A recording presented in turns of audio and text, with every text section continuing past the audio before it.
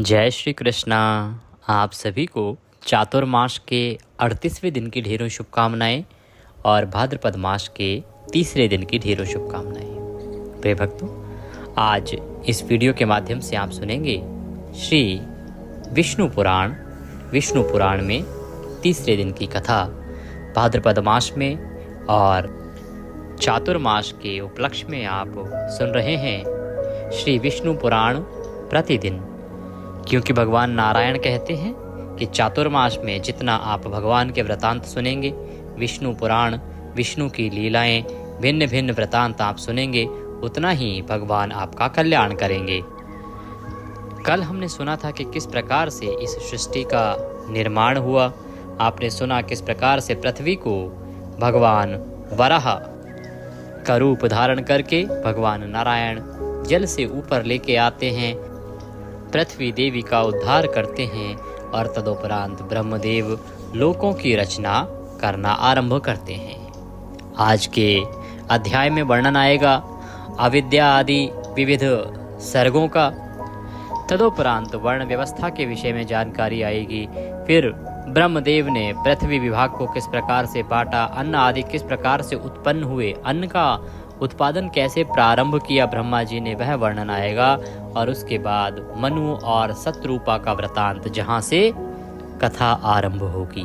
अभी तक जो भी अध्याय चल रहे हैं वो सभी आपके ज्ञान वर्धन के लिए हैं। इससे आपको ज्ञान प्राप्त होगा कि कैसे सृष्टि का निर्माण हुआ, कैसे पहली बार अन्न प्रकट हुआ, किस प्रकार से कौन सा लोक बना, कौन से वर्ण का क्या विधान था। तो ये भांति भांति की जो जानकारी है, ये शिक्षाप्रद अध्याय हैं आरंभ की। और कल से शत्रुपा का जो विवाह होगा, शत्रुपा और स्वयंभू मनु के द्वारा फिर संतानों की उत्पत्ति होगी, और फिर किस प्रकार से सृष्टि आगे बढ़ती है, वहाँ नाना प्रकार के जो कथाएं आएंगी, उनको आप श्रवण करके और अधिक आनंदित होंगे। आइए प्रिय भक्तों, आज का अध्याय आरंभ करते हैं। आपसे निवेदन है कि भगवान की कथा का यह वीडियो है तो कृपया इसे एक बार लाइक अवश्य कर दीजिएगा। भगवान श्री हरि विष्णु का आशीर्वाद प्राप्त करने के लिए कमेंट बॉक्स में अवश्य लिखिएगा जय श्री हरि या ओम नमो भगवते वासुदेवाय। चातुर्मास चल रहा है। चातुर्मास में आप जितना हरि के नाम लिखेंगे उतना ही कल्याण होगा। आप देख रहे हैं देवभूमि ज्योतिष संस्थान का प्रतिष्ठित यूट्यूब चैनल देवभूमि धार्मिक। हम यहाँ पर सभी व्रत और त्योहारों की सही शास्त्रीय जानकारी प्रदान करते हैं। ज्योतिष शास्त्र और पंचांग के आधार पर आपको बताते हैं कौन सी तिथि कब है, व्रत आदि कब करना है, क्या विधि है, क्या नियम है, क्या गलतियाँ नहीं करनी है। यदि आप सभी व्रत और त्योहारों की सही शास्त्रीय जानकारी पाते रहना चाहते हैं तो कृपया चैनल को अभी सब्सक्राइब कीजिए और बेल आइकन को प्रेस कीजिए। जब आप घंटी का निशान दबाएंगे, सब्सक्राइब आप करेंगे तो वहाँ एक घंटी का निशान बना हुआ आएगा, बेल आइकन कहते हैं उसको। तो उस बेल आइकन को अवश्य दबाइएगा, तभी आपको हमारे सारे वीडियो प्राप्त होंगे, अन्यथा आपसे जानकारी छूट जाएगी। आइए प्रिय भक्तों, अब आज का वृतांत आरंभ करते हैं। सर्वप्रथम पूज्य गुरुदेव के चरणों की वंदना करते हैं। गुरुर्ब्रह्मा गुरुर्विष्णु गुरुर्देव महेश्वरः, गुरुर्साक्षात् परब्रह्म तस्मै श्री गुरुवे नमः। बोलिए गुरुदेव महाराज की जय। या देवी सर्वभूतेषु मां सरस्वती रूपेण संस्थिता, नमस्तस्यै नमस्तस्यै नमस्तस्यै नमो नमः। बोले सरस्वती महारानी की जय। बोले श्री विष्णु पुराण की जय। बोले प्रथम पूज्य गणेश जी महाराज की जय। बोले चातुर्मास की जय। बोलिए भाद्रपद मास की जय। आप सभी दर्शकों को, आप सभी श्रोतागण को मेरा नमस्कार। आप सुन रहे हैं श्री विष्णु पुराण तीसरे दिन का वृतांत।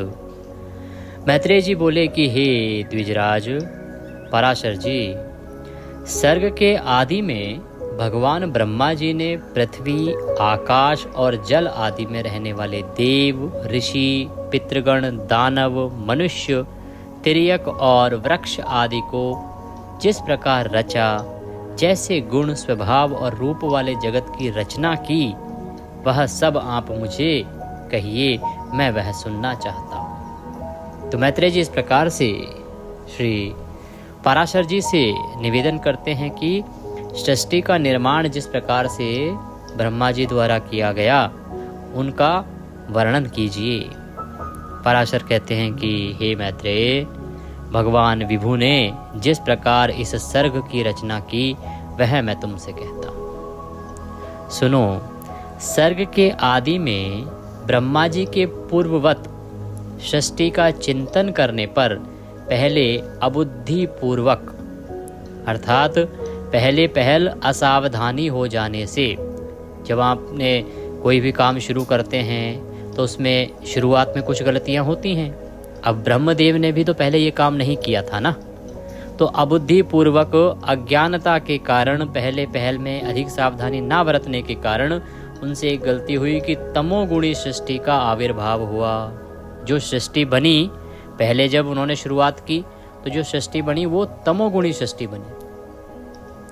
उस महात्मा से प्रथम तम अज्ञान, मोह, महामोह, भोगेच्छा, तामिश्र, क्रोध और अंधतामिश्र अर्थात अभिनिवेश नामक पंच परवा 5 प्रकार की अविद्या उत्पन्न हुई। शुरुआत में 5 प्रकार की अविद्याएं उत्पन्न हो गई। उसके ध्यान करने पर ज्ञान शून्य बाहर भीतर से तमोयोग और जड़ अनादि वृक्ष, गुल्म, लता, विरूत, तृण रूप 5 प्रकार का सर्ग हुआ। वराह जी द्वारा सर्वप्रथम स्थापित होने के कारण नग आदि को मुख्य कहा गया है, इसलिए यह सर्ग भी मुख्य सर्ग कहलाता है। उस सृष्टि को पुरुषार्थ की असाधिका देखकर उन्होंने फिर एक अन्य सर्ग के लिए ध्यान किया। तो सर्वप्रथम जब ब्रह्मदेव ने सृष्टि का निर्माण करने के लिए ध्यान किया, तो जिस सृष्टि का निर्माण हुआ उसमें इस प्रकार के अवगुण ही अवगुण भरे पड़े थे। अब भगवान ब्रह्मदेव परेशान हो गए। उन्होंने पुनः ध्यान लगाया कि अब वो एक नए सर्ग को उत्पन्न करेंगे। उस सृष्टि को पुरुषार्थ की असाधिका देखकर उन्होंने फिर अन्य सर्ग के लिए ध्यान किया, तो तिर्यक स्तोत्र सृष्टि उत्पन्न हुई।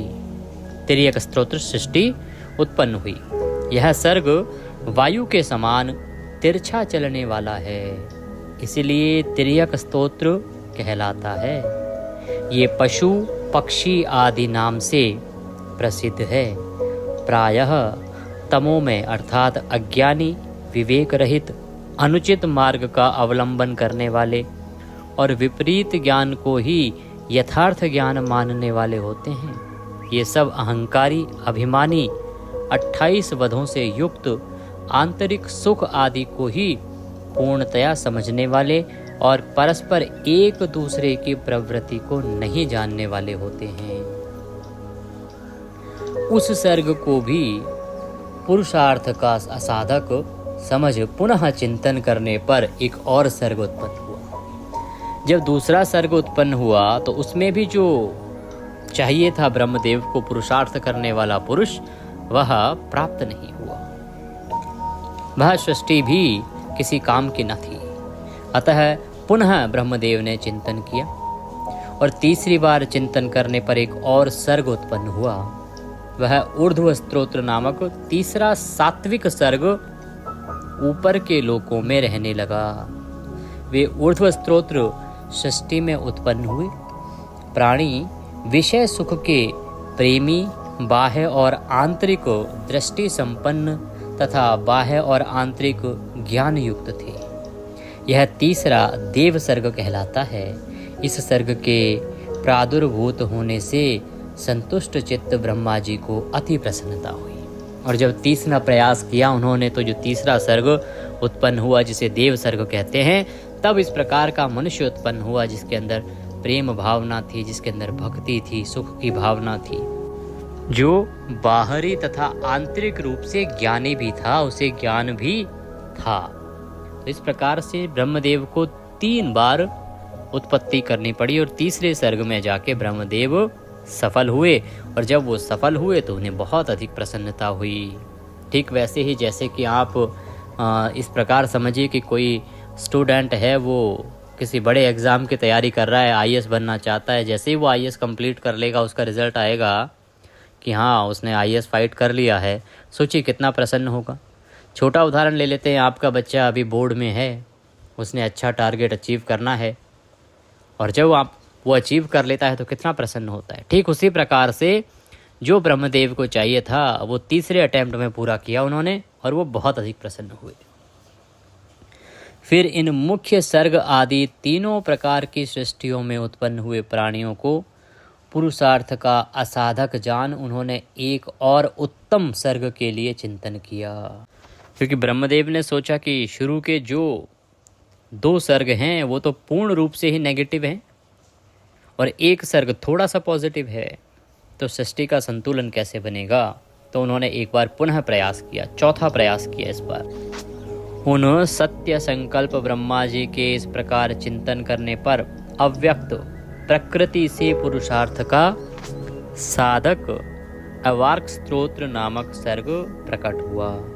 इस सर्ग के प्राणी नीचे अर्थात पृथ्वी पर रहते हैं, इसीलिए वे अवार्क स्तोत्र कहलाते हैं। उनमें सत्य, रज और तम तीनों ही की अधिकता होती है, इसलिए वे दुख बहुल, अत्यंत क्रियाशील एवं बाह्य अभ्यंतर ज्ञान से युक्त और साधक हैं। इस सर्ग के प्राणी मनुष्य हैं। तब जाके चौथे अटेम्प्ट में ब्रह्मदेव को मनुष्य प्राप्त हुआ। हे मुनि श्रेष्ठ, इस प्रकार अब तक तुमसे 6 सर्ग कहे हैं, उनमें महत तत्व को ब्रह्मा का पहला सर्ग जानना चाहिए। दूसरा सर्ग तन्मात्राओं का है, जिसे भूत सर्ग भी कहते हैं, और तीसरा वैकारिक सर्ग है जो इंद्रिय की अर्थात इंद्रिय संबंधी कहलाता है। इस प्रकार बुद्धि पूर्वक उत्पन्न हुआ यह प्राकृत सर्ग हुआ। चौथा मुख्य सर्ग है। पर्वत, वृक्ष आदि स्थावर ही मुख्य सर्ग के अंतर्गत आते हैं। 5वां त्रियोग स्तोत्र बतलाया, उसे तिर्यक, कीट पतंग आदि योनि भी कहते हैं। फिर 6ठा सर्ग ऊर्ध्व स्तोत्रों का है, तो जो देव सर्ग कहलाता है। उसके पश्चात 7वां सर्ग अवार्क स्तोत्रों का है, वह मनुष्य सर्ग है। 8वां अनुग्रह सर्ग है, वह सात्विक और तामसिक है।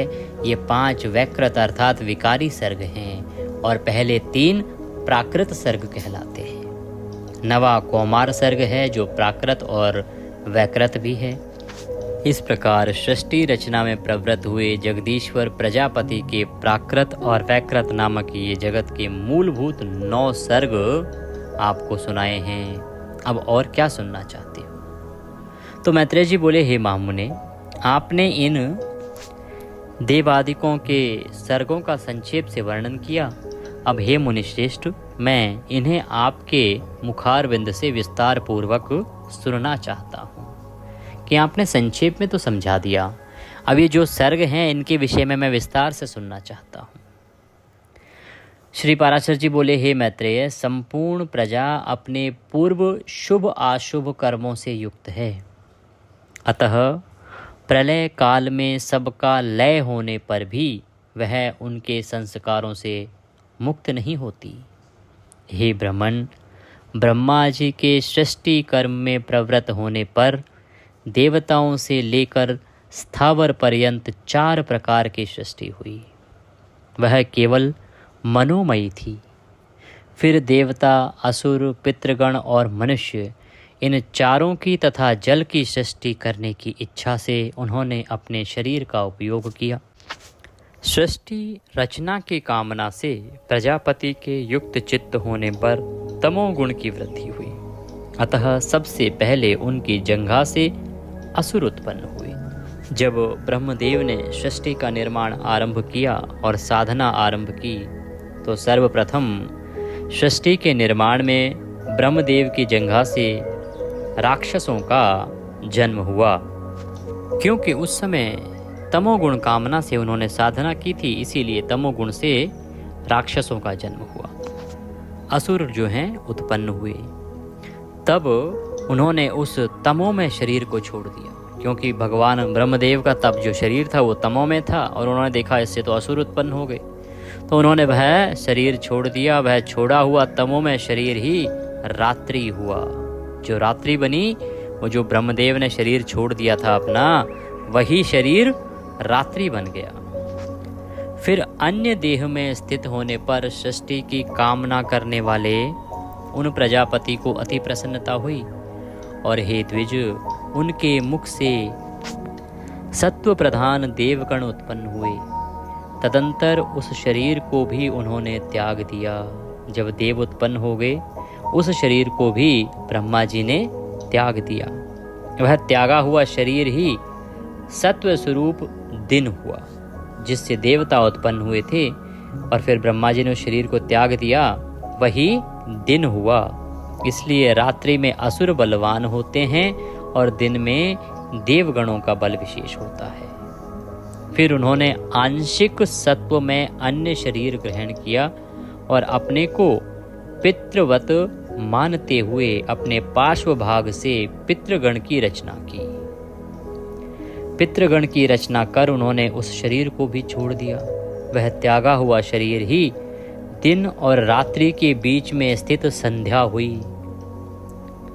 जो संध्या होती है ना, जो संध्या है, वो जिस सृष्टि का निर्माण ब्रह्मदेव कर रहे थे और जिससे उन्होंने पितरों का निर्माण किया, उस शरीर को त्यागने से संध्या उत्पन्न हुई। तत्पश्चात उन्होंने आंशिक रजों में अन्य शरीर धारण किया। हे द्विज श्रेष्ठ, उससे रज प्रधान मनुष्य उत्पन्न हुए, और जिस शरीर से ब्रह्मा जी ने मनुष्य उत्पन्न किए, कुछ ही समय में उन्होंने उस शरीर को भी त्याग दिया, और वही ज्योत्सना हुआ, जिसे पूर्व संध्या कहा जाता है, अर्थात प्रातः काल कहते हैं। जिस शरीर से ब्रह्मदेव ने मनुष्य का निर्माण किया था, वो शरीर जब ब्रह्मदेव ने त्याग दिया तो उस शरीर से प्रातः काल की संध्या हुई। इसलिए हे मैत्रेय, प्रातः काल होने पर मनुष्य और सायंकाल के समय पितृ बलवान होते हैं। आप देखेंगे कि ब्रह्म मुहूर्त उत्तम होता है, क्योंकि सुबह का समय मनुष्य और देवताओं दोनों के लिए उत्तम है। सायंकाल का समय पितरों के लिए उत्तम है, पितृ बलवान होते हैं। इस प्रकार रात्रि, दिन, प्रातः काल और सायंकाल चारों प्रभु ब्रह्मा जी के ही शरीर हैं और तीनों गुणों के आश्रय हैं।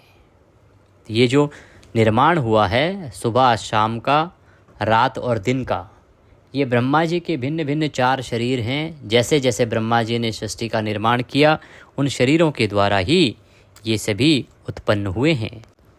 फिर ब्रह्मा जी ने एक और रजो मात्रात्मक शरीर धारण किया। उसके द्वारा ब्रह्मा जी से क्षुधा उत्पन्न हुई, भूख उत्पन्न हुई, और क्षुधा से काम की उत्पत्ति हुई। जो वासना है वो उस भूख से ही उत्पन्न हुई है। तब भगवान प्रजापति ने अंधकार में स्थित होकर क्षुधाग्रस्त सृष्टि की रचना की। उस सृष्टि की रचना की जिसमें भूख बहुत थी। उसमें बड़े कुरूप और दाढ़ी मूछ वाले व्यक्ति उत्पन्न हुए। वे स्वयं ब्रह्मा जी की ओर ही, अर्थात उन्हें भक्षण करने के लिए दौड़े। क्यों? क्योंकि उनके अंदर क्षुधा बहुत थी, भूख बहुत थी। ब्रह्मदेव ने उत्पन्न तो कर दिए ऐसे लोग, अब वो भूखे थे तो वो ब्रह्मदेव को ही खाने के लिए दौड़ पड़े। उनमें से जिन्होंने यह कहा कि ऐसा मत करो, इनकी रक्षा करो, वे राक्षस कहलाए, और जिन्होंने कहा कि हम खाएंगे, वे खाने की वासना वाले होने से यक्ष कहे गए। उनकी इस अनिष्ट प्रवृत्ति को देखकर ब्रह्मा जी के केश सिर से गिर गए और फिर पुनः उनके मस्तक पर आरूढ़ हुए। इस प्रकार ऊपर चढ़ने के कारण वे सर्प कहलाए और नीचे गिरने के कारण अहि कहे गए। तदंतर जगत रचयिता ब्रह्मा जी ने क्रोधित होकर क्रोध युक्त प्राणियों की रचना की। वे कपिश, कालापन के लिए हुए पीले, वर्ण के अति उग्र स्वभाव वाले तथा मांसाहारी हुए। फिर गान करते समय उनके शरीर से तुरंत ही गंधर्व उत्पन्न हुए। हे द्विज, वे वाणी का उच्चारण करते अर्थात बोलते हुए उत्पन्न हुए थे, इसलिए गंधर्व कहलाए। इन सब की रचना करके भगवान ब्रह्मा जी ने पक्षियों को उनके पूर्व कर्मों से प्रेरित होकर स्वच्छ आनंदता पूर्वक अपनी आयु से रचा। तदंतर अपने वक्ष स्थल से भेड़, मुख से बकरी, उदर और पार्श्व भाग से गौ, पैरों से घोड़े, हाथी, गधे, वनगाय, मृग, ऊंट, खच्चर और न्यूकु आदि पशुओं की रचना की। उनके रोमों से फल, मूल रूप औषधियां उत्पन्न हुई। जो रोम होते हैं, हे द्विजोत्तम, कल्प के आरंभ में ही ब्रह्मा जी ने पशु और औषधि आदि की रचना करके फिर त्रेता युग के आरंभ में उन्हें यज्ञ आदि कर्मों में सम्मिलित किया।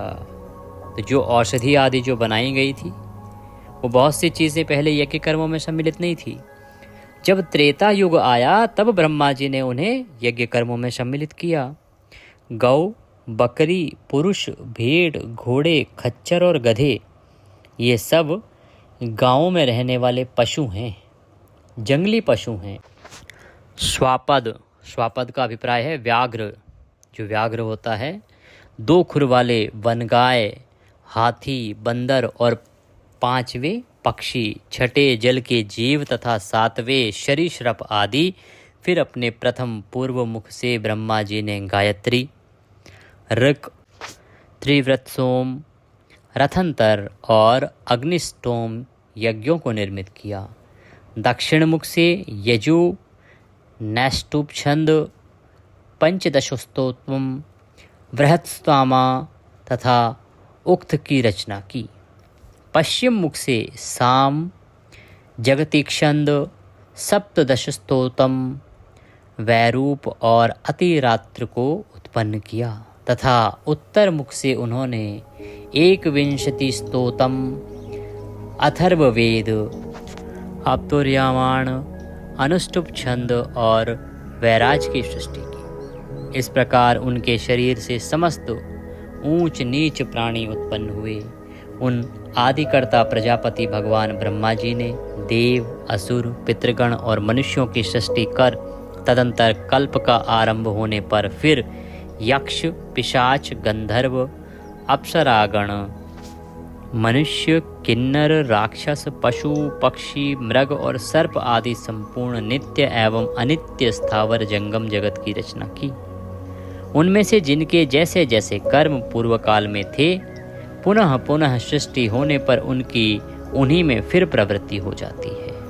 उस समय हिंसा, अहिंसा, मृदुता, कठोरता, धर्म, अधर्म, सत्य, मिथ्या, ये सब अपनी पूर्व भावना के अनुसार उन्हें प्राप्त हो जाते हैं। इसी से ये उन्हें अच्छे लगने लगते हैं। इस प्रकार प्रभु विधाता ने ही स्वयं इंद्रियों के विषयभूत और शरीर आदि में विभिन्नता और व्यवहार को उत्पन्न किया। उन्होंने कल्प के आरंभ में देवता आदि प्राणियों के वेदानुसार नाम, रूप तथा कार्य विभाग को निश्चित किया। ऋषियों तथा अन्य प्राणियों को भी वेद अनुकूल नाम और यथा योग्य कर्मों को उन्होंने निर्दिष्ट किया। जिस प्रकार वे भिन्न भिन्न ऋतुओं के पुनः पुनः आने पर उनके चिन्ह और नाम रूप आदि पूर्ववत रहते हैं, उसी प्रकार युगादि में भी उनके पूर्व भाग ही देखे जाते हैं। शीर्षरक्षा शक्ति अर्थात सृष्टि की रचना की इच्छा रूप शक्ति से युक्त वे ब्रह्मा जी सृज्य शक्ति सृष्टि के प्रारब्ध की प्रेरणा से कल्पों के आरंभ में बारंबार इसी प्रकार सृष्टि की रचना किया करते हैं। जब भी कल्प परिवर्तित होते हैं, सृष्टि का विनाश होता है और फिर पुनः ब्रह्मदेव नए कल्प में नई सृष्टि का इसी प्रकार से निर्माण करते हैं। यह चक्र सदियों से चला आ रहा है और इसी प्रकार चलता रहेगा। ये सुन के मैत्रेय जी बोले कि हे भगवान, आपने जो अवाक श्रोता मनुष्यों के विषय में कहा, उनकी सृष्टि ब्रह्मा जी ने किस प्रकार की, यह विस्तार पूर्वक कहिए। श्री प्रजापति ने ब्राह्मण आदि वर्ण को जिन जिन गुणों से युक्त और जिस प्रकार रचा तथा उनके जो जो कर्तव्य कर्म निर्धारित किए, वह सब वर्णन कीजिए। पराशर जी बोले, हे श्रेष्ठ, जगत की रचना की इच्छा से युक्त सत्य संकल्प श्री ब्रह्मा जी के मुख से पहले सत्व प्रधान प्रजा उत्पन्न हुई। तदंतर उनके वक्षस्थल से रज प्रधान तथा जंघाओं से रज और तम विशिष्ट सृष्टि हुई। हे द्विजोत्तम, चरणों से ब्रह्मा जी ने एक और प्रजा की उत्पत्ति की, वह तम प्रधान थी। ये सब ही 4 वर्ण हुए। इस प्रकार हे द्विजोत्तम, ब्राह्मण, क्षत्रिय, वैश्य और शूद्र, ये चारों क्रमशः ब्रह्मा जी के मुख, वक्षस्थल, जानु और चरणों से उत्पन्न हुए हैं। हे महाभाग, ब्रह्मा जी ने यज्ञ अनुष्ठान के लिए ही यज्ञ के उत्तम साधन रूप इस संपूर्ण चातुर्वर्ण की रचना की थी। हे धर्मज्ञ, यज्ञ से तृप्त होकर देवगण जल बरसाकर प्रजा को तृप्त करते हैं, अतः यज्ञ सर्वथा कल्याण का हेतु होता है। जो मनुष्य सदा स्वधर्म परायण, सदाचारी, सज्जन और सुमार्गगामी होते हैं, उन्हीं से यज्ञ का यथावत अनुष्ठान हो सकता है। हे मुने, यज्ञ के द्वारा मनुष्य शरीर से ही स्वर्ग और अपवर्ग प्राप्त कर सकते हैं तथा और भी जिस स्थान की उन्हें इच्छा हो सकती है, वह सब का सब यज्ञ के द्वारा मनुष्य प्राप्त कर सकते हैं। अतः यज्ञ सदा मनुष्य के कल्याण के लिए ही होता है। जो मनुष्य सदा स्वधर्म परायण, सदाचारी, सज्जन और सुमार्गगामी होते हैं, उन्हीं से यज्ञ का यथावत अनुष्ठान हो सकता है। हे मुने, यज्ञ के द्वारा मनुष्य इस शरीर से ही स्वर्ग और अपवर्ग प्राप्त कर सकते हैं। हे मुनिसत्तम, ब्रह्मा जी द्वारा रची हुई वह चातुर्वर्ण विभाग में स्थित प्रजा अति श्रद्धा युक्त, आचरण वाली, स्वेच्छानुसार रहने वाली, संपूर्ण बाधाओं से रहित, शुद्ध अंतःकरण वाली और शतकुलोत्पन्न और पुण्य कर्मों के अनुष्ठान से परम पवित्र थी। उसका चित्त शुद्ध होने के कारण उसमें निरंतर शुद्ध स्वरूप श्री हरि के विराजमान रहने से उन्हें शुद्ध ज्ञान प्राप्त होता था, जिससे वे भगवान के उस विष्णु नामक परम पद को देख पाते थे। फिर त्रेता के आरंभ में हमने तुमसे भगवान के जिस काल नामक अंश का पहले वर्णन किया है, वह अति अल्प सार वाले, सुख वाले, तुच्छ और घोर दुख में पापों को प्रजा में प्रवृत्त कर देता है।